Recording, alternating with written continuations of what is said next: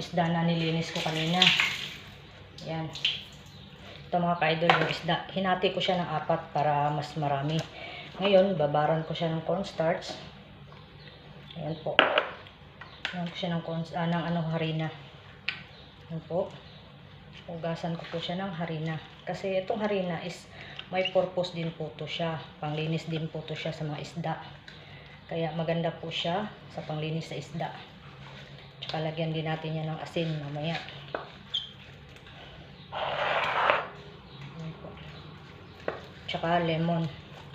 Itong lemon din is nandiyan na po.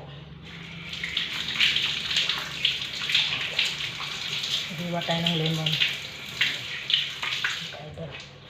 So maglagay na din tayo ng asin para pangtanggal sa mga sa mga bacterial o sa mga niya.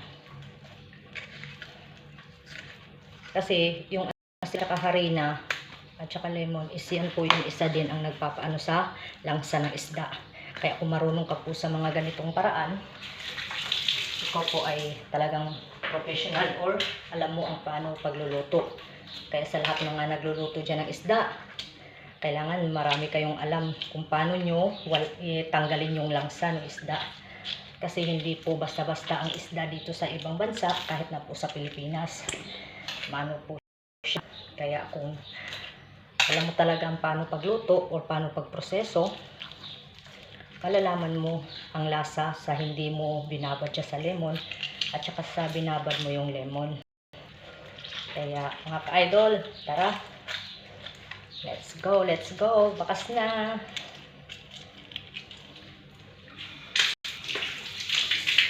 So dito, ang lahat po yan, kung paano ako magluto, kung paano ko natutunan ko po yan ang lahat dun po sa Malaysia. Bago po ako naging chef sa Malaysia, is naging pa po ako, cook lang, ordinary lang po ako.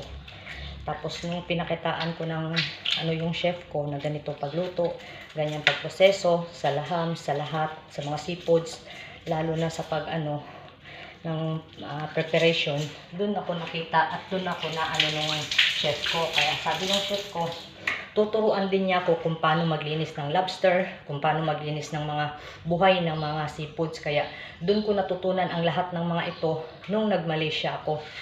Kaya paano maglinis sa mga buhay, lalo na sa crab, lobster, o kahit saang mga seafoods na buhay pa. Kaya sa lahat ng mga natutunan ko, nagpapasalamat ako kay Chef Chong Kang. Isa po yung Chinese na nagturo sa akin. Salamat po sa iyo, Chef, na kasama ko po yan sa Kai's Plato dun sa Malaysia. Kaya laking pasalamat ko sa kanya dahil marami akong natutunan. Ngayon, ibababad muna natin siya. Gagawa muna tayo ng sauce. Yung sauce niya is gagawin natin para yun ang itatoppings natin mga ka-idol. Let's go!